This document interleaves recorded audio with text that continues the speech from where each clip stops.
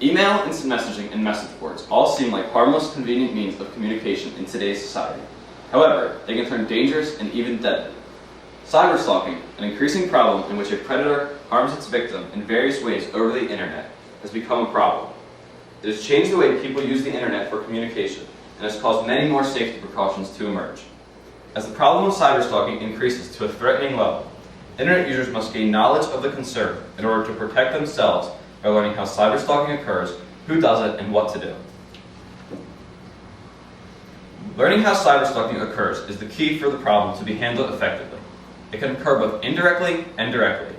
Indirectly is when the stalker does not directly contact its victim, but instead harms them through other people. For example, through posing as their victims or posting information or pictures of their victims on a website.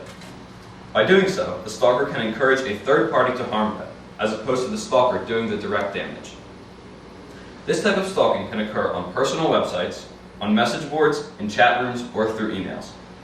In one case of indirect cyberstalking, a security guard from Los Angeles, California, solicited the rape of a girl, posing as her and placing ads with the woman's name. He also emailed men with her name, a description, her address, and her phone number, encouraging them to come to her home and rape her. As a result of the solicitation, 6 men came to the victim's house seeking rape. The man was later found guilty and sentenced to 6 years in prison for his offense. In a similar manner, online stalking can also occur with a direct confrontation between a predator and victim over the internet. Direct stalking occurs with emails, threats, inappropriate pictures, and harassment from the stalker to its victim. The majority of these stalking situations use email, according to Los Angeles' Stalking and Threat Assessment Team. The emails sent by stalkers could contain anything from threats of murder or rape to pornographic material.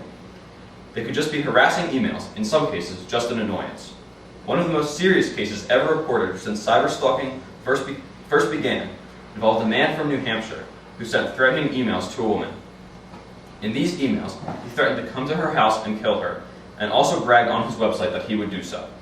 Then, he put his words into action and went to her house and murdered her. This is a highly extreme case, though rare, and shows just what can happen when cyberstalking is at its worst. Another important aspect of cyberstalking is who is most frequently involved in terms of the victims and the stalkers. The victims, in most cases, have had a prior relationship with the stalker, which may have ended on the wrong note. There may have been a relationship, such as marriage or dating, that could have ended in a fight or a messy breakup. The stalker may also hold a personal vendetta against its victim relating to their past together. In an overwhelming majority of cases, a female is the victim. This could be because men perceive women to be weaker and to give in to their demands. They also look for sex from women and hope stalking them online will eventually lead to a sexual encounter. There are also important characteristics in the stalkers to look for. In some cases, the stalkers are cowards, liars, and won't actually do anything. In other times, however, they are serious and mean harm to their victims. They can be defined as a troll who attaches themselves to an individual for either simple harassment or to pursue an agenda against its target. They are also motivated to show control over their victims, hoping to have them do as they say. The stalker is most frequently a male because they feel they can control a woman, get them to do what they want, and sometimes get a sexual experience out of it. It is also important to know the safety and prevention techniques when dealing with cyberstalkers. By learning how to prevent the problem, it eliminates the need to ever deal with an unpleasant experience. It is extremely important to try and keep personal information private. To do this, never give out any information when unnecessary, such as in chat rooms or message boards, especially to strangers. When choosing a nickname, email address, or screen name, choose it carefully.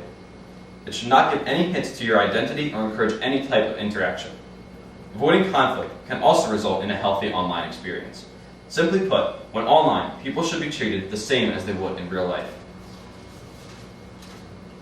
If there's ever an online stalking situation, it is crucial to know what to do when put in the precarious situation.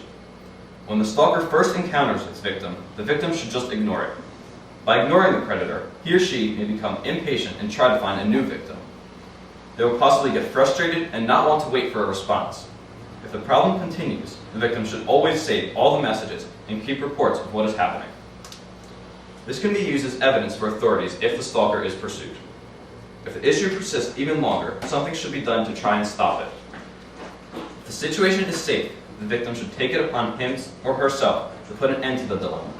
If it is not safe, or this does not succeed, authorities should be informed as soon as possible. Cyberstalking is increasingly becoming an immense problem throughout the internet, and it is necessary that people not only learn to cope with it, but to help eliminate its major threat. With 80 million adults and 10 million children having access to the internet, nearly everybody is at risk, and the risk must be decreased through knowledge and education on the topic.